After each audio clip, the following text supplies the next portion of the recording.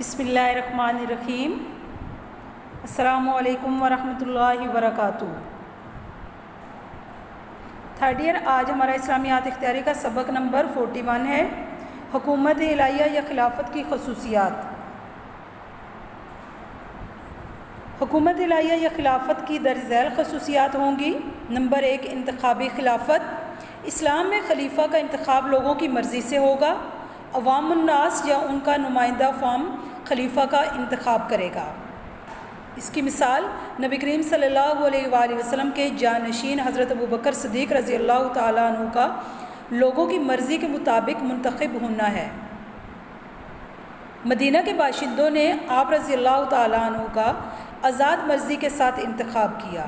حضرت عمر رضی اللہ تعالیٰ عنہ کو حضرت ابوبکر صدیق نے نامزد کیا، لیکن لوگوں کو ان کی خدمت پر قائل کیا اور فرمایا،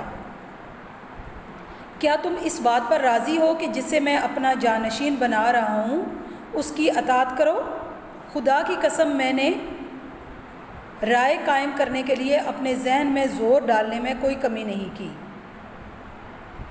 اور اپنے کسی رشتہ دار کو نہیں بلکہ عمر بن خطاب رضی اللہ تعالیٰ عنہ کو جانشین مقرر کیا ہے، لہٰذا تم اس کی بات سنو اور اطاعت کرو۔ اس پر لوگوں نے کہا، ہم سنیں گے اور اطاعت کریں گے۔ حضرت عمر رضی اللہ تعالیٰ عنہ نے اپنے بعد 6 افراد پر مشتمل انتخابی مجلس قائم کی۔ جب دونوں کے ووٹ برابر ہو گئے تو عوام کے رجحان کو مد نظر رکھ کر حضرت عثمان رضی اللہ تعالیٰ عنہ نے خلیفہ بنایا۔ حضرت عثمان رضی اللہ تعالیٰ عنہ کو خلیفہ بنایا گیا۔ اس کے بعد حضرت علی رضی اللہ تعالیٰ عنہ اہل مدینہ کے کہنے پر خلیفہ بنے۔ اس طرح محسوس ہوتا ہے کہ اصحاب رسول صلی اللہ علیہ وسلم کے تصور کے مطابق خلافت ایک انتخابی منصب ہے جسے مسلمانوں کے باہمی مشورے اور ان کی آزادانہ رضامندی سے قائم ہونا چاہیے۔ مرسی یا طاقت سے برسر اقتدار آنے والی خلافت ان کی رائے میں صحیح نہیں۔ نمبر 2، شورائی حکومت۔ اسلام میں خلافت مشورے سے چلتی ہے۔ حضرت ابوبکر صدیق رضی اللہ تعالیٰ عنہ مشاورت سے معاملات حکومت چلاتے تھے۔ اگر انہیں قرآن و حدیث میں کوئی حکم نہ ملتا تو قوم کے سرکردہ اور نیک لوگوں کو جمع کر کے مشورہ کرتے تھے، پھر جو رائے سب کے مشورے سے بنتی تھی اس کے مطابق وہ فیصلہ کرتے تھے۔ حضرت عمر رضی اللہ تعالیٰ عنہ کا طرز عمل بھی یہی تھا۔ اہل شورا پوری آزادی کے ساتھ اظہار رائے کرتے تھے اور پالیسی مسائل پر کھلم کھلا مباحثہ ہوتا تھا یا بحث ہوتی تھی۔ بعض اوقات یہ مجالس کئی دن تک بھی چلتی رہتی تھی۔ حضرت عمر رضی اللہ تعالیٰ عنہ نے مجلس مشاورت کی افتتاحی تقریر میں فرمایا، میں نے آپ لوگوں کو جس غرض سے تکلیف دی وہ اس کے سوا کچھ نہیں کہ مجھ پر آپ کے معاملات کی امانت کا جو بوجھ ڈالا گیا ہے اسے اٹھانے میں آپ میرے شریک ہوں۔ میں آپ ہی کے افراد میں سے ایک فرد ہوں اور آج آپ ہی وہ لوگ ہیں جو حق کا اقرار کرنے والے ہیں۔ آپ میں سے جس کا جی چاہے مجھ سے اختلاف کرے اور جس کا جی چاہے میرے ساتھ اتفاق کرے۔ میں نہیں چاہتا کہ آپ ضرور میری خواہش کی پیروی کریں۔ نمبر 3، بیت المال ایک امانت ہے۔ اسلام میں بیت المال کو امانت تصور کیا جاتا ہے۔ نبی کریم صلی اللہ علیہ وسلم کے بعد خلیفہ رسول حضرت ابوبکر صدیق رضی اللہ تعالیٰ عنہ نے اسی تصور پر عمل کیا۔ انہوں نے خزانہ سے تنخواہ مجبوراً لی اور عام لوگوں کے معیار کے مطابق مشاہرہ لیا، اور احساس ذمہ داری کا اندازہ اس بات سے ہوتا ہے کہ وفات کے وقت وصیت کی کہ میرے ترکے میں سے 8,000 درہم بیت المال کو واپس کر دیے جائیں۔ یہ مال حضرت عمر رضی اللہ تعالیٰ عنہ کے پاس جب لایا گیا تو انہوں نے کہا، خدا ابوبکر رضی اللہ تعالیٰ عنہ پر رحمت فرمائے۔ اپنے بعد میں آنے والوں کو انہوں نے مشکل میں ڈال دیا۔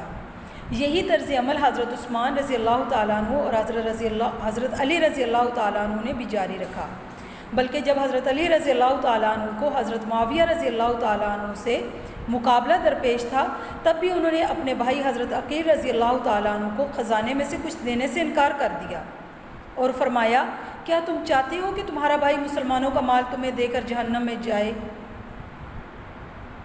جبکہ حضرت معاویہ رضی اللہ تعالیٰ عنہ کا طرز عمل اس کے برعکس تھا۔ یہی وجہ ہے کہ حضرت علی رضی اللہ تعالیٰ عنہ خلیفہ راشد قرار پائے۔ حضرت عمر بن عبدالعزیز کا بھی یہی حال تھا۔ اس کے بعد نمبر 4، قانون کی بالا تری۔ اسلامی خلافت میں قانون کی بالاتری اہم حیثیت رکھتی ہے۔ خلیفہ خود بھی عدالت کے رحم و کرم پر ہوگا۔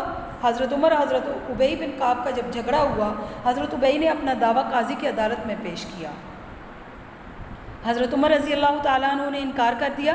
حضرت زید رضی اللہ تعالیٰ عنہ قاضی تھے، انہوں نے حضرت عمر سے قسم لینے میں تعامل کیا تو حضرت عمر نے خود قسم کھائی اور مجلس کے اختتام پر کہا، زید قاضی ہونے کے قابل نہیں ہو سکتے جب تک ان کی نظر میں عمر اور ایک عام مسلمان برابر نہ ہوں۔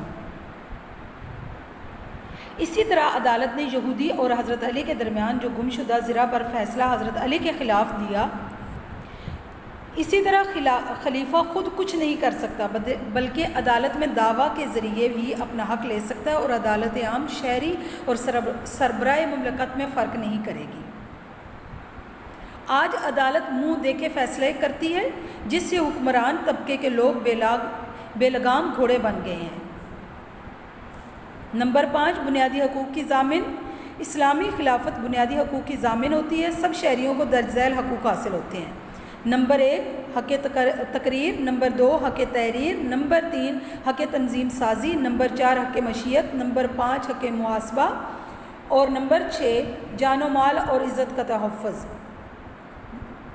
فلاح عامہ، اسلامی خلافت فلاحی ادارہ ہوتی ہے جس میں درج ذیل کام اس کے ذمہ ہوتے ہیں۔ وہ کام کون کون سے ہیں؟ نمبر 1 تعلیم، نمبر 2 صحت، نمبر 3 ترقیاتی منصوبے۔ تعلیم کی سہولت تمام لوگوں کو مہیا کرنا اور صحت کے لیے بنیادی ضروریات فراہم کرنا اسلامی خلافت کی ذمہ داری ہے۔ اسی طرح معاشرے کے مرحوم طبقات کی کفالت اور معاشرے کی ترقی کے لیے منصوبہ بندی کرنے کا کام کرنا بھی اس کی ذمہ داریوں میں سے ہے۔ خلفائے راشدین کے دور میں لوگ ایک دوسرے کی مدد کے لیے مسابقت کا جذبہ رکھتے تھے، یعنی آگے بڑھ جانے کا۔ حضرت امامہ دختر حضرت حمزہ رضی اللہ تعالیٰ عنہ جب یتیم ہوئی تو 3 صحابہ کے درمیان کفالت پر مقابلہ ہوا۔ نبی کریم صلی اللہ علیہ وآلہ وسلم نے حضرت جعفر رضی اللہ تعالیٰ عنہ کی کفالت کو منظور کیا کیونکہ ان کی بیوی امامہ کی خالہ تھی۔ فلاح عامہ کے کاموں میں حضرت عمر رضی اللہ تعالیٰ عنہ کے دور میں نہریں، سڑکیں اور دوسرے بہت سے کام ہوئے۔ یہ ایک حقیقت ہے کہ جب اللہ کا قانون کسی زمین پر نازل ہوتا ہے تو زمین خزانے اگل دیتی ہے اور آسمان رحمتوں کی بارش کر دیتا ہے۔ حکمرانوں کی ایمانداری تمام معاشرے کو فلاحی منصوبوں سے بھر دیتی ہے۔ اس کے بعد موجودہ حالات میں قیام حکومت الہیہ۔ اسلامی ریاست خلافت یا حکومت الہیہ کے اصول و خصوصیات بیان کرنے کے بعد ہم موجودہ دور میں اس کے قیام کے امکانات اور طریقہ کار کا جائزہ لیتے ہیں۔ کیا موجودہ دور میں اسلامی خلافت کا قیام ممکن ہے؟ یہ سوال جو ہے اکثر ذہنوں میں اٹھتا ہے کہ کیا یہ باتیں خیالی ہیں یا ان کی عملی صورت بھی ممکن ہے؟ ہمارا جواب یہ ہے کہ اب بھی ممکن ہے۔ اس کی مثال موجودہ دور میں افغانستان اور ایران کی حکومتیں ہیں۔ خصوصاً افغانستان میں مکمل اسلامی نظام اختیار کیا گیا ہے اور کسی حد تک ایران میں بھی، اور یہ دونوں ممالک کفار کی شدید مخالفت کے بعد بھی چل رہے ہیں۔ اسی لیے اسلامی خلافت عملاً ناممکن نہیں۔ اگرچہ امریکہ نے غدار اسلامی حکمرانوں کی مدد سے افغانستان کی اسلامی حکومت کو ختم کر دیا ہے، لیکن پھر بھی وہ آج کے دور میں ایک عملی نمونہ چھوڑ گئے۔ قیام حکومت الہیہ کا طریقہ کار، ہم پورے عالم اسلام کی بات نہیں کرتے کیونکہ ہمارا ملک پاکستان ہے، اس لیے یہاں اس کے قیام کے طریقہ کار پر بحث زیادہ مناسب ہے۔ نمبر 1 بذریعہ جمہوریت کے ذریعے انتخاب جیت کر گورنمنٹ بنائی جائے اور اسلامی نظام جو ہے نافذ کیا جائے۔ اس کا فائدہ یہ ہوگا کہ ساتھ ساتھ عوام بھی اس کے لیے تیار ہوتی جائے گی اور یہ قانونی اور آسان طریقہ ہے۔ اگر علماء خلوص سے نیت کے ساتھ یہ راستہ اختیار کریں تو یہ 2 الیکشن کے بعد انتخاب جیتنا ممکن ہے۔ نمبر 2 بذریعہ تنظیم، لوگوں کو اسلام کے لیے تیار کیا جائے، ان کی مضبوط تنظیم ہو اور مناسب حالات پا کر اسلامی انقلاب جو ہے وہ برپا کیا جائے جیسے ایران میں ہوا۔